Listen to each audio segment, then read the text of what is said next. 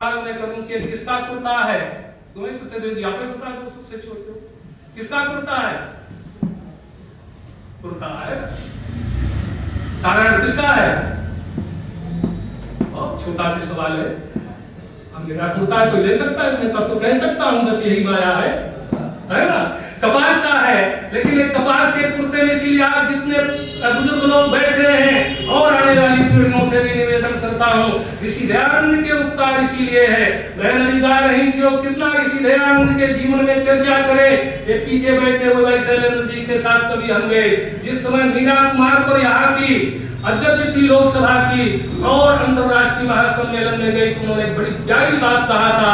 कहने लगे दुनिया के लोग हमको कुर्सी तो दे सकते हैं, कोई नेता बना सकता, कोई अभिनेता बना सकता, कोई ऊंची कुर्सी बनकर हमको बैठा सकता है, लेकिन दयानंद बेटियों को कोई पंडित बनाने का काम किया तो केवल ऋषि दयानंद सरस्वती ने किया।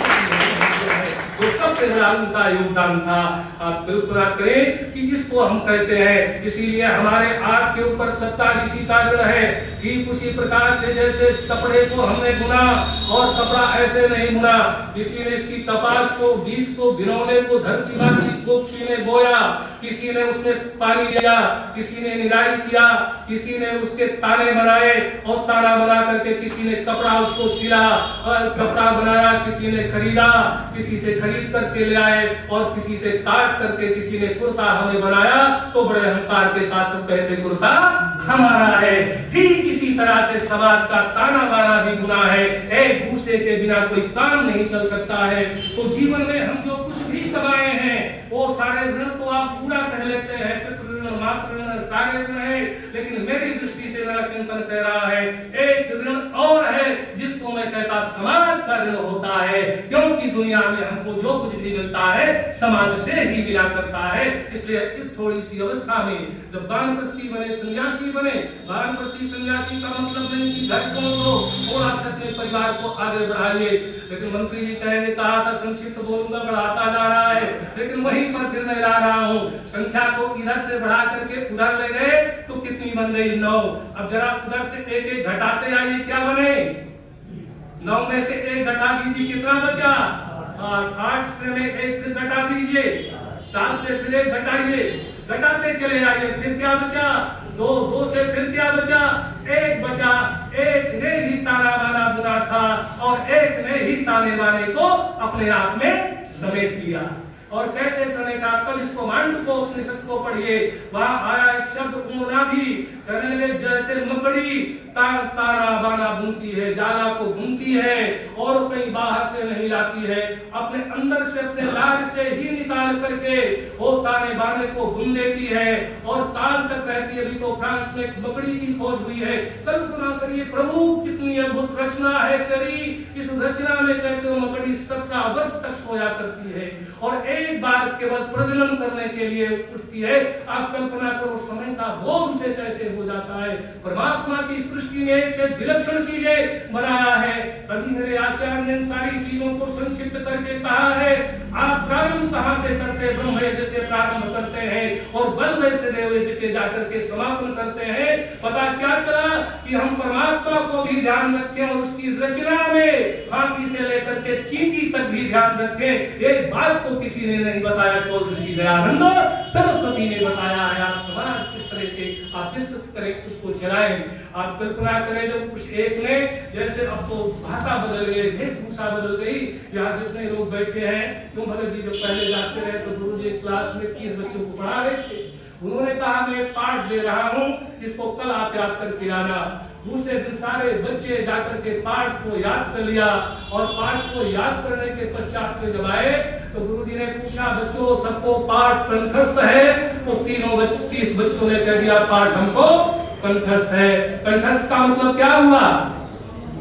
अर्थात शब्द को कंठ पे रख लिया है। लेकिन फिर अगले शब्द और प्रयोग होता था, कहने लगे अच्छा सुनाओ। उन 3 बच्चों में जो सबसे पहले सुना देता था उसको कहते थे कंठाग्र। कंठस्थ और कंठाग्र में अंतर हो गया कि नहीं हो गया? अर्थात अगले अगले जैसे एक से निकाल करके 9 तक संसार का ताना बाना बनता रहा, उसी तरह से फिर संपूर्ण संसार को अपने में समेट करके अपने में कंठ कंठस्थ कर लिया और उसी कंठस्थ करने वाले परमात्मा की रचना को हमें बोध करने की आवश्यकता है।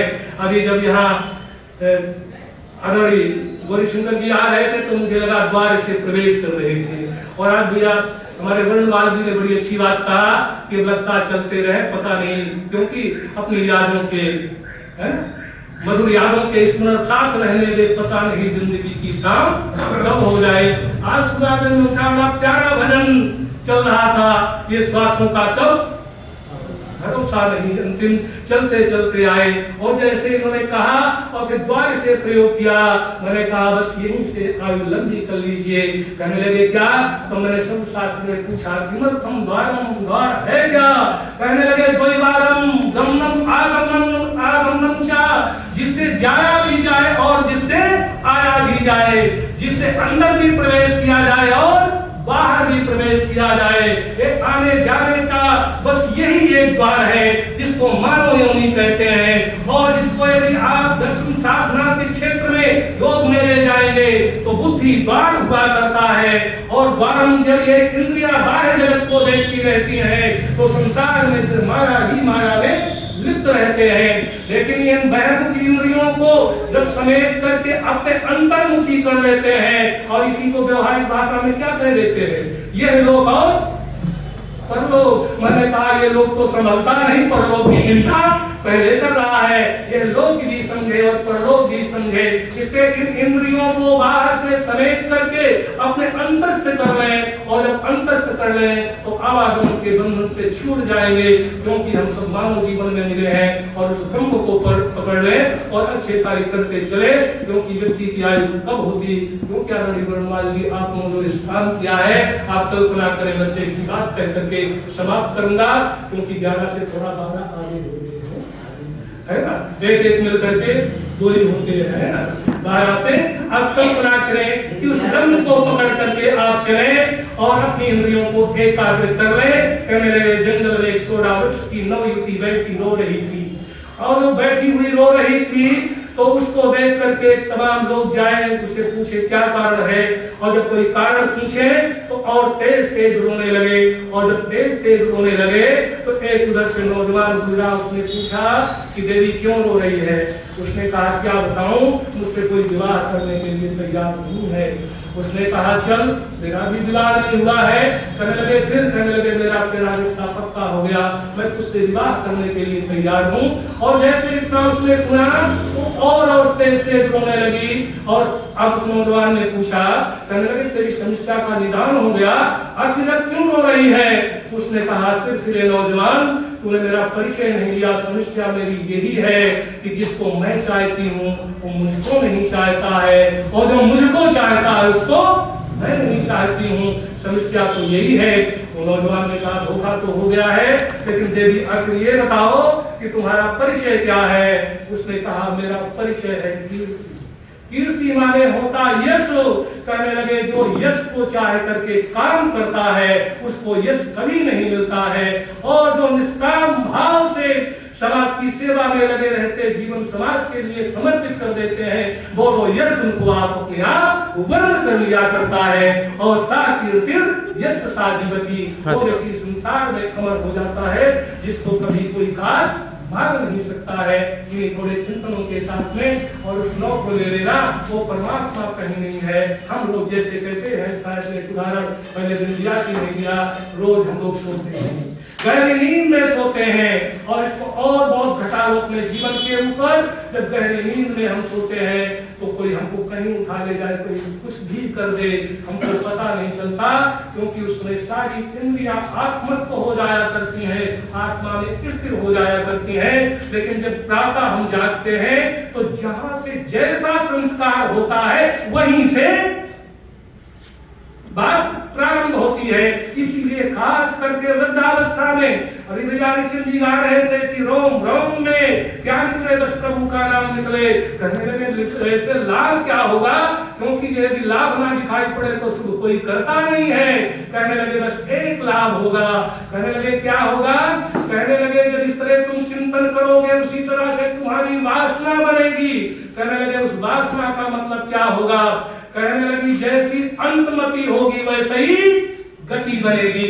गति का मतलब आप अब इस पे तो नए शोध आ रहे ऋषियों के ज्ञान विज्ञान के ऊपर, और वो दिन दूर नहीं है। कहने लगे जो व्यक्ति जहां से प्राण को छोड़ता है और उस प्राण को जिस अपने केंद्र से छोड़ता 7 केंद्रों में, और जहां पर उसका प्राण निकलता है उसकी प्रकार की उसको योनि मिला करती है। इसीलिए वृद्धावस्था में परमात्मा में तो डूब ही जाना चाहिए, क्योंकि वही ब्रह्म है, उसी को हम पकड़ लें। लेकिन कम होगा, वेद की पुष्टि और दे दूं तो मेरी बात और हो जाएगी। कल हम चर्चा कर रहे परमात्मा ने हमको दिया है, क्या दिया है।